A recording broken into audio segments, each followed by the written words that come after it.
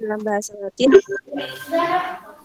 sebenarnya adalah religion yang mengikat. Dengan demikian, mengandung makna bahwa suci atau agama pada umumnya aturan-aturan dan kewajiban-kewajiban harus dipatuhi dan dilaksanakan oleh pemeluknya. Selain itu, menurut beberapa ahli di dalam diri manusia, terdapat suatu insting atau naluri yang disebut religious instinct, yaitu naluri untuk meyakini dan mengadakan penyembahan terhadap suatu kekuatan yang ada di luar diri manusia. Naluri inilah yang mendorong manusia melakukan kegiatan-kegiatan yang sifatnya religius. Jadi dapat disimpulkan bahwa religiusitas menunjuk pada tingkat keterikatan individu terhadap agamanya. Hal ini menunjukkan bahwa individu telah menghayati dan menginternalisasikan ajaran agamanya sehingga berpengaruh dalam segala tindakan dan pandangan hidupnya. Kemudian ada dimensi. Menurut Kamus Besar Bahasa Indonesia dapat diartikan sebagai ukuran, panjang, lebar, tinggi, dan sebagainya. Dimensi juga menurut Rousseau berarti sisi. Jadi dapat disimpulkan bahwa dimensi keberagaman adalah seluruh aspek atau sisi kehidupan manusia yang dalam menjalani kehidupannya didasarkan pada aturan-aturan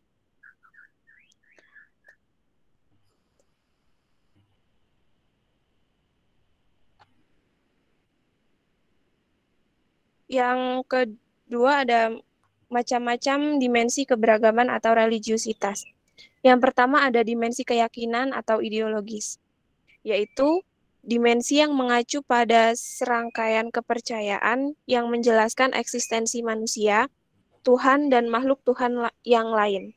Dimensi keyakinan atau akidah dalam Islam meliputi keyakinan dalam hati tentang Allah sebagai Tuhan yang wajib disembah.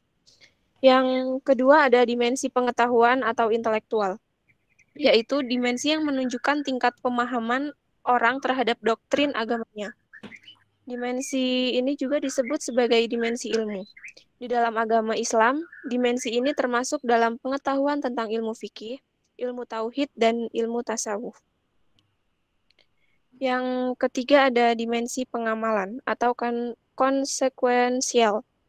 Dimensi ini mengacu pada identifikasi akibat keyakinan keagamaan, praktik, pengalaman, dan pengetahuan seseorang dari hari ke hari.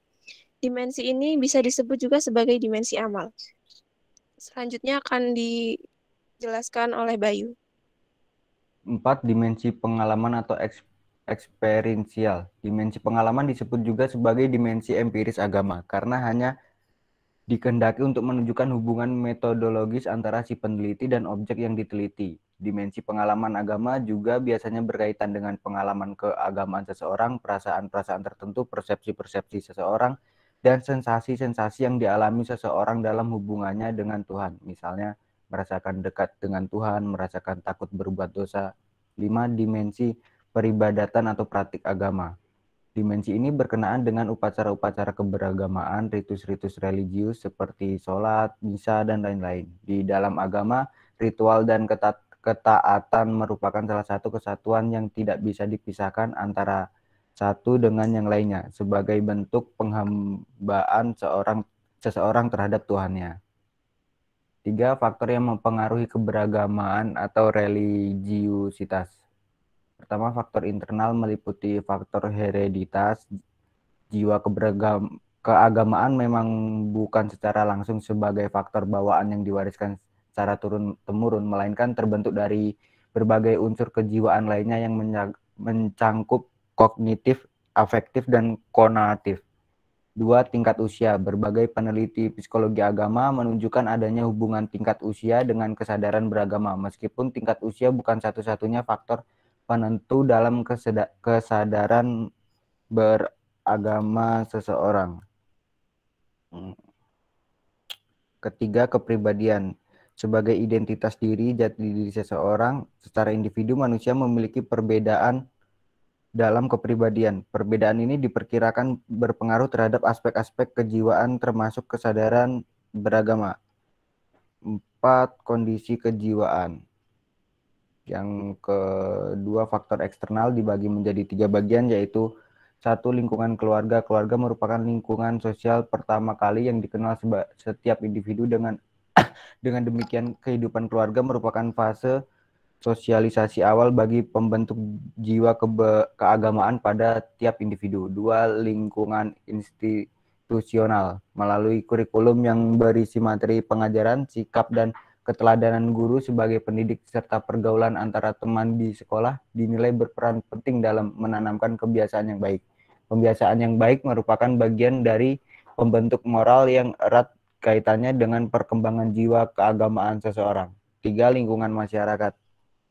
Lingkungan masyarakat bukan merupakan lingkungan yang mengandung unsur tanggung jawab, melainkan hanya merupakan unsur pengaruh belaka. Tetapi norma dan tata nilai yang ada terkadang pengaruhnya lebih besar dalam perkembangan jiwa keagamaan. Selanjutnya akan dibacakan oleh Wendia. Baik, selanjutnya ada menurut Paulus, faktor-faktor yang mempengaruhi religiusitas itu ada 4, yaitu yang pertama ada pengaruh pendidikan atau pengajaran dari berbagai tekanan sosial atau faktor sosial yang mencakup semua pengaruh sosial dalam perkembangan sikap keagamaan. Yang kedua ada pengalaman yang dialami oleh individu, misalnya pengalaman emosional keagamaan. Yang ketiga ada faktor yang seluruhnya atau sebagian timbul dari kebutuhan-kebutuhan yang tidak terpenuhi, terutama kebutuhan terhadap keamanan, cinta, kasih, harga diri, dan ancaman kematian. Yang keempat, ada berbagai proses pemikiran verbal atau proses intelektual. Selanjutnya ada faktor yang bisa memainkan peranan dalam pembentukan sikap keagamaan. Yang pertama ada faktor alami. Ada anggapan bahwa kehadiran keindahan, keselarasan, dan kebaikan yang dirasakan di dunia nyata secara psikologi turut memainkan peran dalam membentuk sikap keagamaan. Ada 3 unsur yang bisa dibedakan dalam sumbangan pengalaman di dunia nyata kepada sikap keagamaan, yaitu pengalaman mengenai manfaat, keharmonisan, dan keindahan. Yang kedua ada faktor konflik moral. Dianggap sebagai salah satu faktor yang menentukan sikap keagamaan. Konflik moral ini dapat membawa orang pada dualisme dalam sikap keagamaan karena rangsangan-rangsangan yang baik dapat dianggap sebagai rangsangan yang sesuai dengan kehendak Tuhan, sedangkan rangsangan yang tidak benar berasal dari kekuatan-kekuatan spiritual yang bertentangan dengan Tuhan. Yang ketiga ada faktor intelektual. Proses intelektual itu merupakan bagian dari landasan sikap keagamaan karena dalam suatu kepercayaan akan lebih kuat dipegangi bila proses pemikiran dapat digunakan untuk memberikan alasan pembenaran. Dan kebanyakan orang cenderung meninggalkan kepercayaan karena mereka tampak kurang mendapatkan dukungan intelektual. Yang keempat ada faktor afektif atau emosional. Sistem pengalaman emosional yang dimiliki setiap seseorang dalam kaitannya dengan agama itu disebut emosional atau afektif. Pengalaman keagamaan di sini bisa berupa pengalaman yang meskipun secara orisinal terjadi dalam kaitan bukan keagamaan, tetapi ia cenderung mengakibatkan perkembangan keyakinan keagamaan. Yang terakhir ada faktor kebutuhan yang tidak terpenuhi. Faktor lain yang dianggap juga sebagai faktor keyakinan agama adalah adanya kebutuhan-kebutuhan yang tidak terpenuhi secara sempurna di mana-mana sehingga mengaitkan terasa adanya kebutuhan akan kepuasan-kepuasan agama. Terima kasih. Sekian presentasi dari kelompok kami. Jika teman-teman ada yang ingin bertanya atau menambahkan, kami persilakan. Ya, baik. Izin bertanya, baik.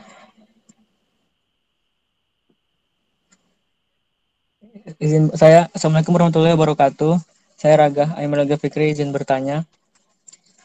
Bagaimana cara meyakini atau memperkokoh keimanan kita agar keyakinan kita itu bisa dibarengi dengan pengamalan amal soleh dalam agama gitu. Karena kan kayak contoh hampir sebagian umat Islam itu tahu gitu kan larangan-larangannya, kemudian perintah-perintahnya, tapi mereka tuh hanya sekedar tahu gitu. Mereka hanya sekedar tahu, hanya sekedar paham, tapi dia tidak mengamalkannya gitu. Kira-kira bagaimana agar itu tuh seimbang, jadi mereka bisa dibarengi gitu antara pemahamannya dengan pengamalannya. Sekian, terima kasih. Wassalamualaikum warahmatullahi wabarakatuh. Assalamualaikum warahmatullahi wabarakatuh. Izin bertanya kepada kelompok 3, bagaimana seseorang bisa dapat dikatakan memiliki perilaku religiulitas dalam keberagamaan? Terima kasih. Wassalamualaikum warahmatullahi wabarakatuh.